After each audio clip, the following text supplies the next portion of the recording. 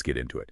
We're doing a deep dive today focused on a really pointed article by Marty Kostich for the Whiskey Jack Project. It's called, "Where is the Fiscal Responsibility, MAGA?" Yeah, and the mission here, as Kostich frames it, is really to look at the gap between, political talk about cutting waste and what government spending records actually show. Kostich jumps right in, doesn't he? No messing around. He highlights a very specific example pretty much immediately. Exactly. It centers on this documented expense that seems to, directly contradict the whole taxpayer-first message we hear. Okay, let's unpack that. So the focus is U.S. Senator Roger Marshall from Kansas. Right.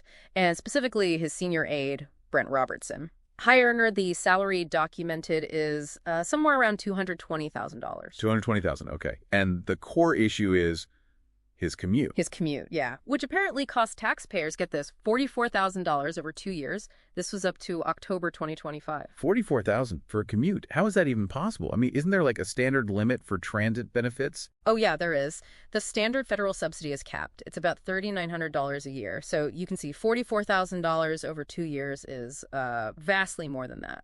Way over. Okay, wait. So how do you justify that kind of spending? How does a personal drive, what was it, Lynchburg, Virginia, to D.C., like 190 miles? Yeah. How does that become an official taxpayer expense? Well, that's the mechanism Kostich points out. Apparently, the senator's office used a specific rule. They designated Robertson's home in Lynchburg as his official remote duty station. His home became his office officially. Effectively, yes, for the purposes of this rule. And that legal designation changes everything. Suddenly, his 190-mile drive isn't a commute anymore. It's official travel. It becomes official reimbursable travel. So that covers mileage, lodging, and significantly per diem payments. Per diem, too. Just for driving to the office. Apparently so. The article cites one instance, a $10,000 per diem payment during just one reporting period. $10,000. Yeah. And Kostich includes quotes from external experts who looked at this.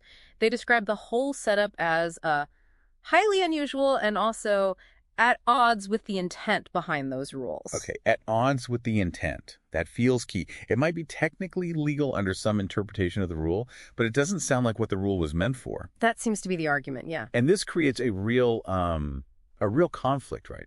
Because Senator Marshall, his public stance is very clear. He's been vocal against remote work for government employees. Exactly. Kostich notes he's even sponsored legislation to restrict remote work. So publicly fighting against remote work, while his own office is authorizing, $44,000 for what looks exactly like a remote work arrangement, just labeled differently. That's the core contradiction Kostich lays out for you, the listener. He puts that $44,000 expense for one aide next to other kinds of government spending that the senator and his allies often criticize. Like what sort of things? The article mentions things like foreign aid for diversity initiatives, funding for green energy projects, DEI programs, issues with unemployment fund management, big picture spending items. So Kostich is asking you to compare this specific $44,000 expense for the aide's commute to those other items and ask, does this fit?